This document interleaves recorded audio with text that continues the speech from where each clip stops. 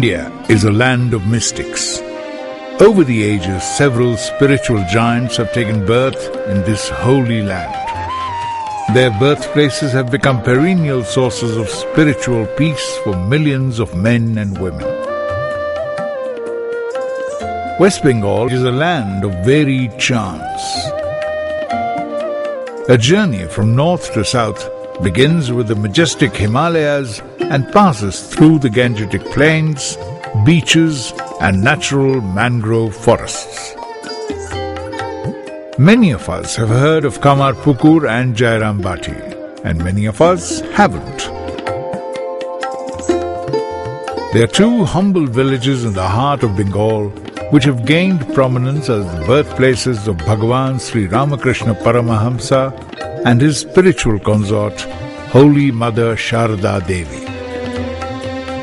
Full of sacred memories of the past, they stand today as a great fountain of peace, joy, and spirituality.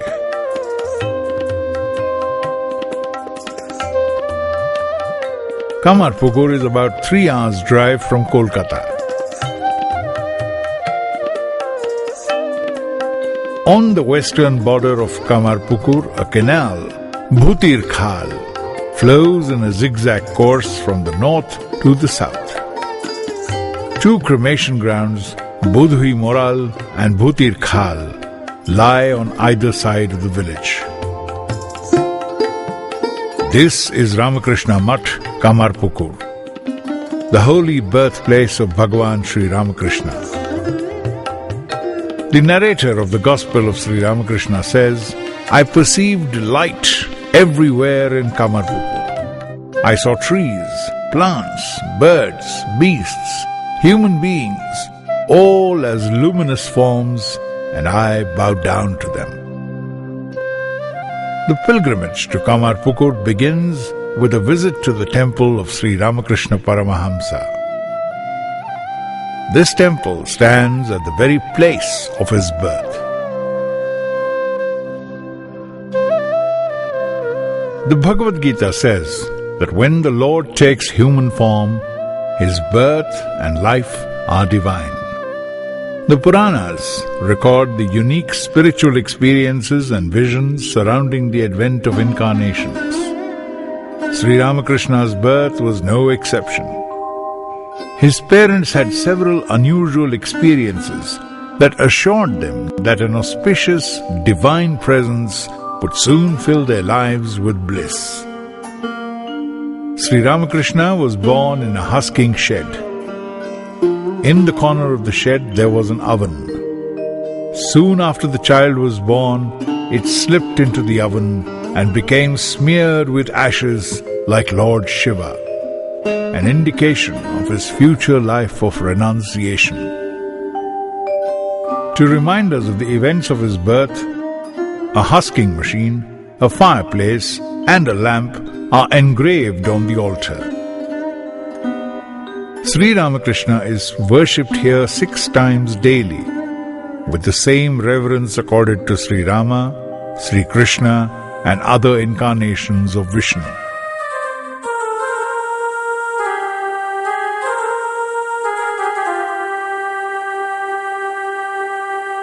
आज प्रेमानंद से मन रे गाओ राम कृष्ण नाम।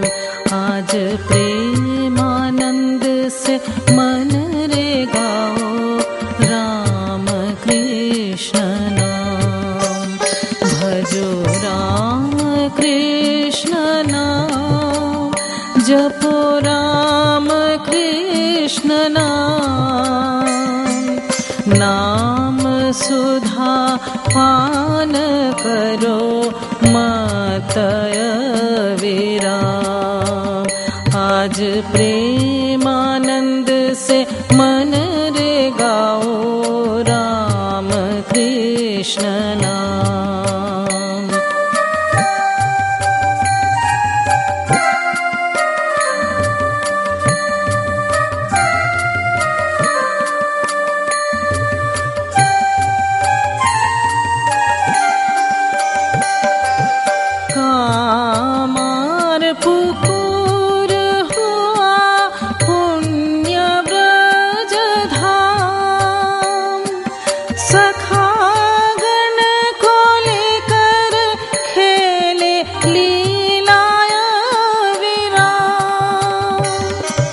मन दर्पण के पट पर मेरे छवि है सुठाम, भजो राम कृष्ण नाम।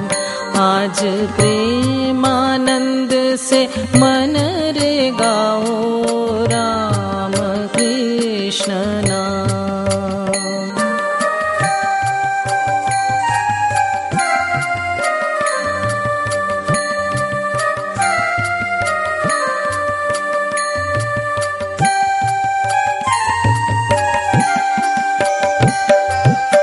जय राम बाटी की माटी चंदन समान, माँ जननी की जन्म भूमि महातीर्थ स्थान।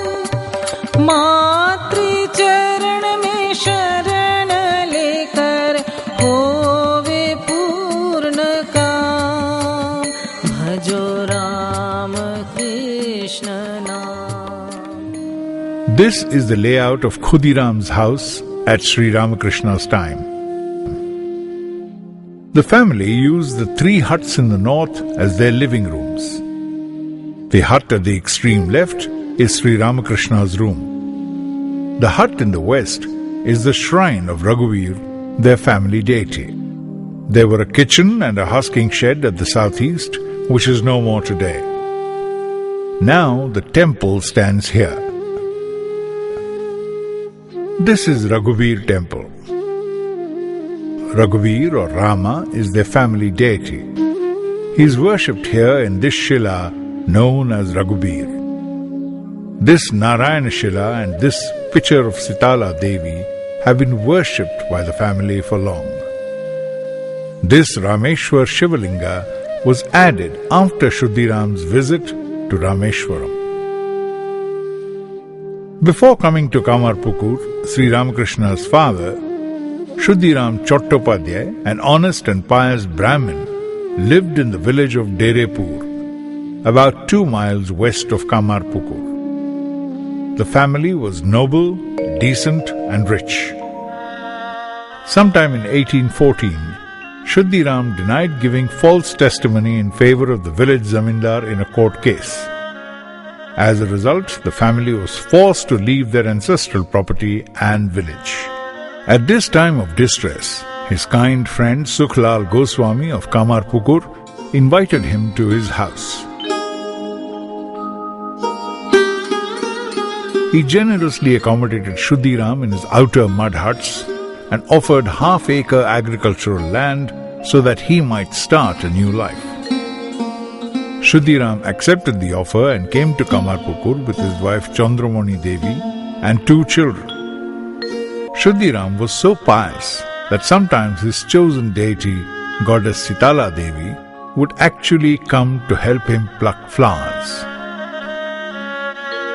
The story of how Shuddhiram got the Raghuveer Shila has its own religious significance. Once on a hot summer afternoon, he was coming back from a distant village. He felt tired and fell asleep under a tree.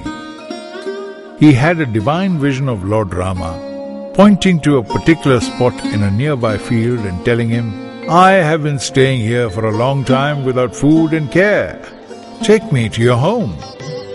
The next day he himself built a small temple for Raghuveer and started worshipping it daily. Sri Ramakrishna was allowed to worship the deities in this temple after his Upanayana. It was because of their loyalty and devotion to their family deity, Lord Ramachandra, that the family members have names with Rama as suffix or prefix, like Shuddhi Ram, Ram Kumar, Ram Sila, and so on. Now the worship in the temple is carried out by the descendants of the family. Brahma Parapara Kalatmaka Parameshwara Shuddha Brahma Parapara Kalatmaka परमेश्वर Ram शेषतल्पसुखनिद्रित Ram ब्रह्माद्यमर प्रार्थित Ram चण्डकिरण कुलमण्डन Ram श्रीमद्दशरथनन्दन Ram. When his elder son Ram Kumar was mature enough to take up the family responsibilities, Shuddhiram felt confident to spend more time on worship and pilgrimages. Therefore, in 1835, at the age of 60, Shuddhiram travelled on foot to Gaya. After performing the rites of his ancestors at Vishnu Pada Padma there, he was filled with bliss. That night he had a dream. He saw himself inside the temple offering food to his forefathers, who appeared before him in luminous celestial bodies. The next moment the temple was filled with divine light, and he saw Lord Vishnu standing in a radiant form addressing him affectionately. Shuddhiram, your extraordinary devotion has made me very happy. I will be born as your son to receive your loving care. It was just around this time that Chandramani Devi also had a vision of a stream of divine light coming from the Shivalinga entering her womb. Thus, in due course, on Wednesday, February 17th, 1836, Sri Ramakrishna was born just 12 minutes before the sunrise. This is the horoscope of Sri Ramakrishna. Shuddhiram himself checked the astrological signs and found that the child was born at a very auspicious moment. Studying Sri Ramakrishna's birth chart, expert astrologers declared, the child is born during an auspicious arrangement of the planets. Such a person will be profoundly religious, highly respected, and will always be engaged in virtuous deeds. He will live in a temple surrounded by many disciples. He will establish a new religious order. He will be renowned all over the world as a great soul and will be worshipped by the people as part of Narayan. The child was named Gadadhar after the presiding deity of Gaya. He was affectionately called Gadai. Beside the Raghuveer Temple stands Sri Ramakrishna's room. Sri Ramakrishna lived in this very room till he was 17. The room is kept exactly as it was during his time. Just as little Krishna attracted the women of Vrindavan, Gadai too captivated the hearts of the villagers.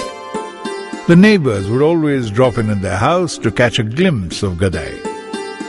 Here is an incident that shows how much the villagers loved him. When Gadai was 5 months old, Shuddhiram was preparing for his Annaprashana ceremony in a simple way. Dharamdas Laha, the local zamindar, happily took up the responsibility. Thus, a simple ceremony turned into a grand, memorable occasion. When Gadai was 5, he started going to school. He was a multifaceted genius who loved sculpture, dramatics, music, and other arts. He was very fond of the village singer Haradhan Vairagi's singing and the jatras which he could reproduce vividly. With this wonderful skill, he not only captivated the hearts of the villagers, but also in his later days, he would entertain the devotees in Kolkata and Dakshineshwar. He became very competent in moulding images of gods and goddesses. Much later, in Dakshineshwar, when he was making the model of Shiva, Mathur was enchanted and called Rani Rasmani to have a look at the Shiva made by him.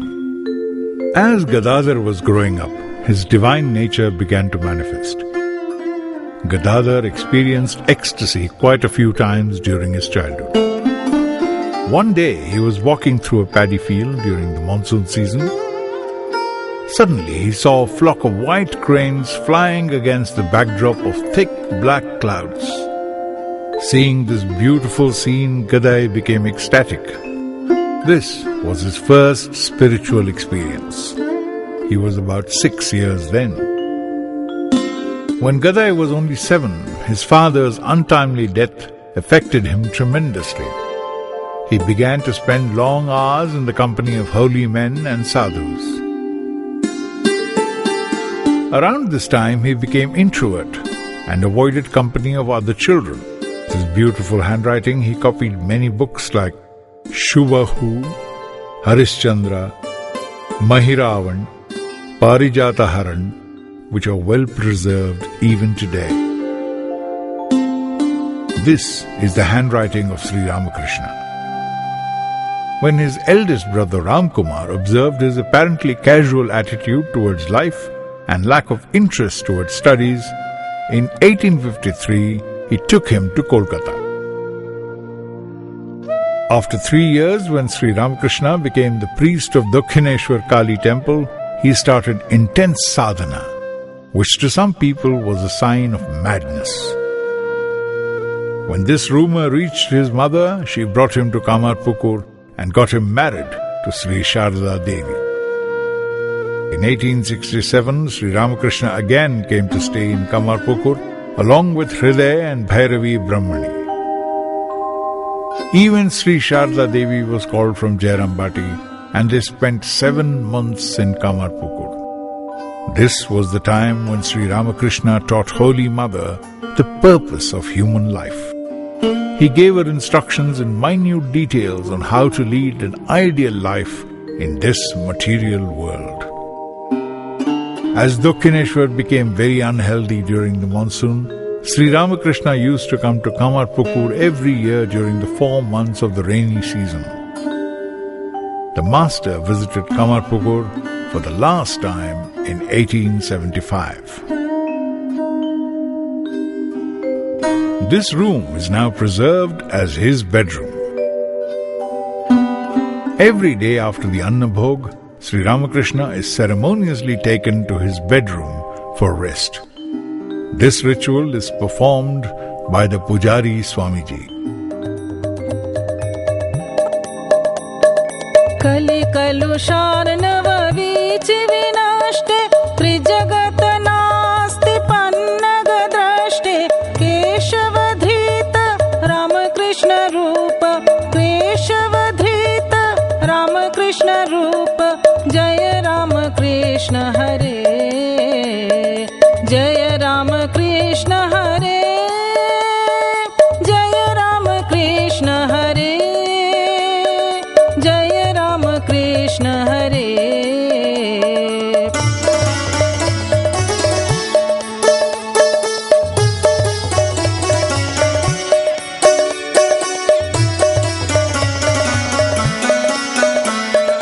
Prakata Gadadhar Vapu Avatarana Ramakrishna Yati Pavana Charana Keshavadhrita Ramakrishna Rupa Keshavadhrita Ramakrishna Rupa Jaya Ramakrishna Hare Jaya Ramakrishna Hare Jaya Ramakrishna Hare Jaya Ramakrishna Hare. Previously, the 3 huts were separate. The present continuous veranda was not present then. There was a passage here before. The door here was the entrance of the house. There's an interesting story associated with this door. After the Mahasamadhi of Sri Ramakrishna, one day Holy Mother was standing at this gate. Suddenly she saw Sri Ramakrishna coming from Bhutirkhal side along with his devotees. A stream of water was springing out from Sri Ramakrishna's feet and flowing in front of him, just like Bhagirath bringing Ganga to the earth. So seeing this, she ran and plucked a few flowers and offered them to the Ganga. The hut in the middle belonged to Sri Ramakrishna's second brother, Rameshwar. This is presently used as a storeroom for the shrine. This hut too was single-storied during that time. After the passing away of Sri Ramakrishna, Rameshwar's son Ramlal constructed the second story. The main entrance was on the east. The gate has been retained at exactly the same spot where it stood over 160 years back. Outside the boundary wall on the northern side of the main gate stands the Parlor Hut. Just beside the parlor room, Sri Ramakrishna himself planted this mango tree. Even now, the tree continues to provide fruits. The tree is the only living object that bears witness to Sri Ramakrishna's divine play here. The main gate of the temple is constructed just beside this mango tree. In 1849, Sri Ramakrishna's eldest brother Ramkumar shifted to Kolkata for earning a better livelihood.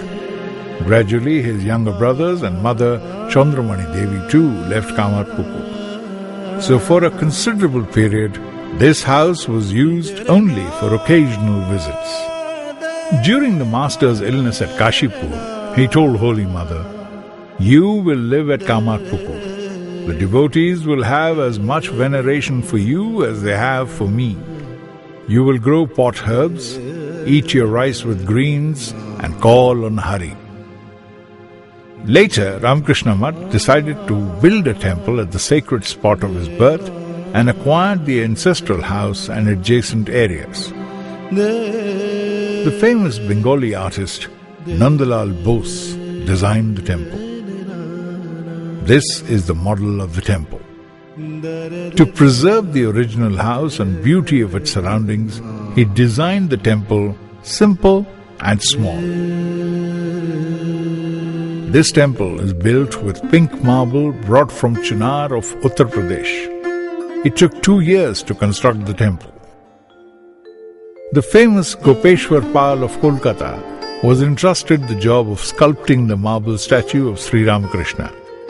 Previously, he had sculpted Sri Ramakrishna's statue at Belur Mutt. He first made this model. He sculpted the statue after the Mutt authorities approved it. The consecration of the temple was held on the auspicious Akshaya Tritiya day on 11th May 1951. Lots of sadhus and devotees came from various parts of India and abroad to attend the consecration ceremony. The great occasion started with Homa.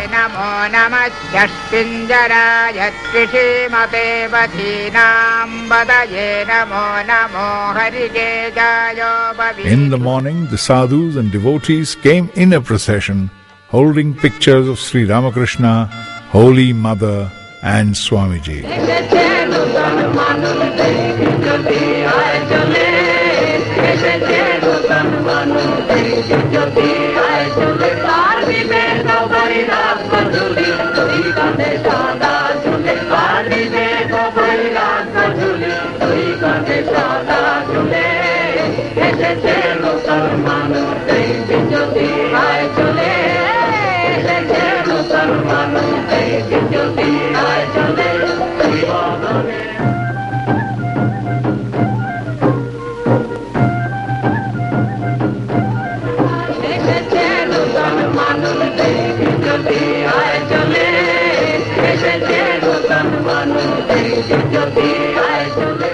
For this function, a huge kitchen was constructed.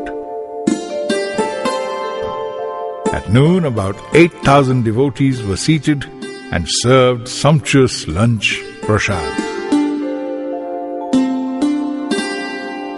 As times passed, Ramakrishna Math constructed a few more buildings here for various purposes. This Nat Mandir is constructed on the site where stood Sukhlal Goswami's house originally. The walls are decorated with various scenes depicting Sri Ramakrishna's childhood. To promote the village economy, the Math has devised Palimangal scheme. The devotees and visitors can buy items made by the poor villagers from the Palimangal showroom. The complex also houses the office of the Math. It is called Swami Virajananda Dham. Here, people can collect prasad coupons and offer donations. the Mutt authorities have built a big guest house having 250 beds to accommodate ever-growing number of devotees. The Mutt has built a huge dining hall to cater to the ever-growing number of devotees who partake of prasad daily.